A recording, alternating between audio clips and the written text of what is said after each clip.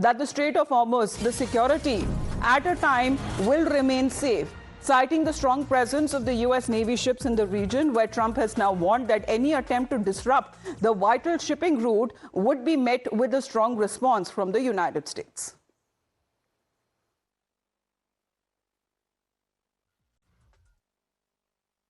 The Strait of Hormuz is going to remain safe. We have a lot of Navy ships there. We have the best equipment in the world, inspecting for mines. Again, most of their ships are down at the bottom of the sea, but we will hit them so hard that it will not be possible for them or anybody else helping them to ever recover that section of the world if they do anything. Now, President Trump, however, has again warned Iran of disrupting the global oil supplies through the Strait of Hormuz, where Trump says that the U.S. Navy is ready to secure the vital shipping route and escort tankers if needed, while also hinting at easing certain oil sanctions to stabilize global prices.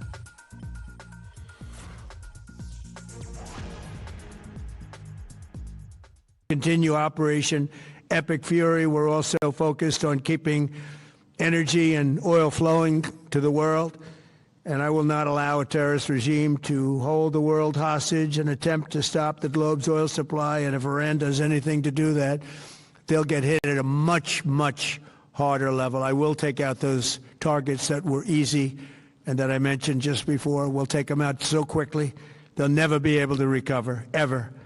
If they want to play that game, they better not play that game. In the long run, oil supplies will be dramatically more secure without the threat of Iranian ships, drones, missiles, nuclear menace, or anything. So the Strait of Hormuz is going to remain safe. We have a lot of Navy ships there. We have the best equipment in the world, inspecting for mines.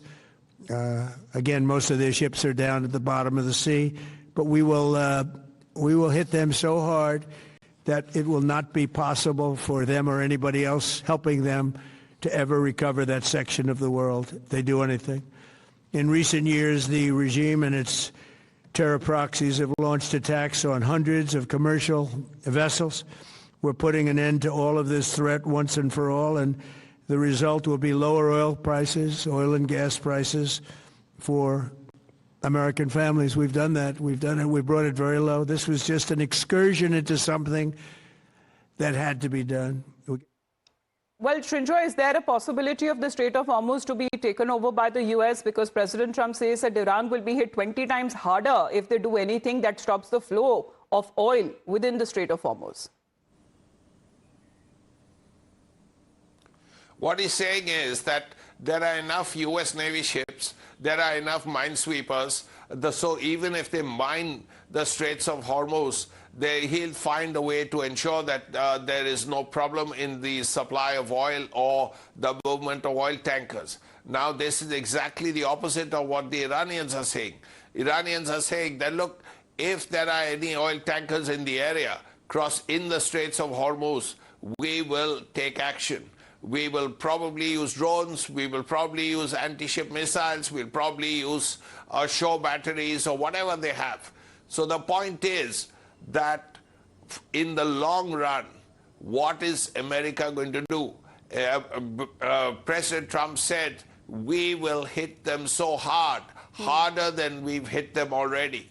So fine, that will mean more fighting for maybe the next few more days. So that's something that has to be looked at. We'll have to see how this works out.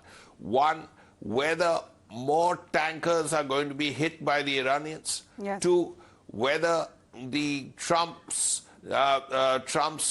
promise to send the U.S. Navy into the Straits of Hormuz, how that will affect the movement of oil, whether the private firms who own these tankers, whether they will agree to take that risk.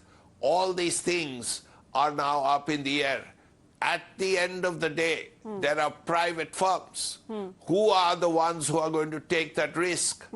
They have their people Well, because the on another the big ships. worry is that of Iranian missiles and drone attacks that have also targeted oil and gas infrastructure across the region. We saw those pictures coming in from a refinery in Saudi Arabia, and then another one when it comes to in Bahrain. While the tanker traffic through the strait, however, has slowed dramatically and amid the security threats that Iran continues to pose.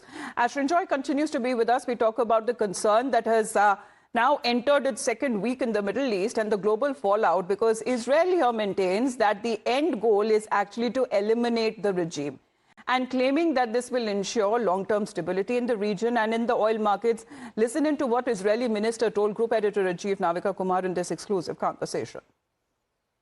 You would understand that the world is reliant on oil from this region, especially the Middle Eastern countries, which have been the targets of Iran's retaliation.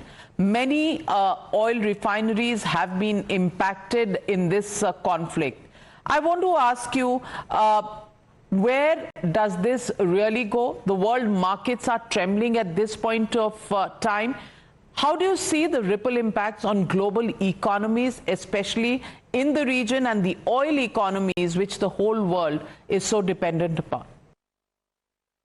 Well, I think that once we defeat the regime, the evil Nazi regime, things will sort itself out. Right now, I think that Iran is trying to use this leverage in order to stop the war. It's not going to work. We're committed with the Americans to defeat the Nazi regime in Tehran right now. And once we do that, things will work out. So I think that there's a short-term challenge. I'm sure that the whole world will be able to overcome it. Long-term, once we defeat them, I think we're all going to enjoy it. Not just Israel by not having our enemies in the region, but the whole world will become much freer and much better free trade than we are today. Now, as the war in West Asia intensifies, New Delhi, however, is watching the developments closely with the fallout on the energy markets. Now, India imports over 80% of its crude oil, with a large share flowing through the Strait of Hormuz. Now, with the crude prices surging and shipping routes also facing the security risk, there are serious concerns over the road ahead. But the government source is saying that India, however, seems to be well placed at the moment. Let's get you an understanding of how global oil trade that has been affected. However, the government now seems to be saying that we are ready to face when it comes to the developments. As far as petrol and diesel prices are concerned, the government says there is ample stock available. Fuel price spike that is unlikely to happen, and the crude that is expected to stabilize around $100 per barrel. Only if the oil breaches when it comes to the $130 per barrel mark. Now, when we speak of LPG, the refineries, however, have now been directed when it comes to ramping up production, and domestic consumers are to be prioritized according to the government. Now, LNG, as far as the price hike, however, here is unlikely, especially for the domestic consumers that we are looking at. And when it comes to the fallout on the aviation sector, the aviation turbine fuel, however, the government says that there is here also no shortage of the aviation turbine fuel, and the government will continue to export of the ATF. So right now it is being said that India is in a stable condition, with External Affairs Minister Dr. S. Jaishankar speaking and addressing both houses of parliament yesterday, said that protecting India's energy security and the interest of the Indian consumers remains the government's top priority.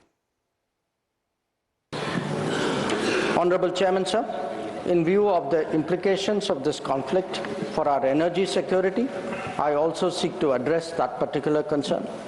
Government remains committed to ensuring that fully taking into account availability, costs, and risks of the energy markets. For us, the interests of the Indian consumer has and will always be the overriding priority. Where required, Indian diplomacy has supported the endeavors of our energy enterprises in this volatile situation. Honorable Chairman, sir, let me conclude by highlighting the three guiding factors of our approach. One, India is in favor of peace and urges a return to dialogue and diplomacy. We advocate de-escalation, restraint, and ensuring the safety of civilians. 2. The well-being and security of the Indian community in the region is our priority. We will continue to work with the governments of the region towards that end. And 3, our national interest, including energy security and trade flows, will always be paramount. I'm confident, sir, that the government has the full support of this august House on this matter.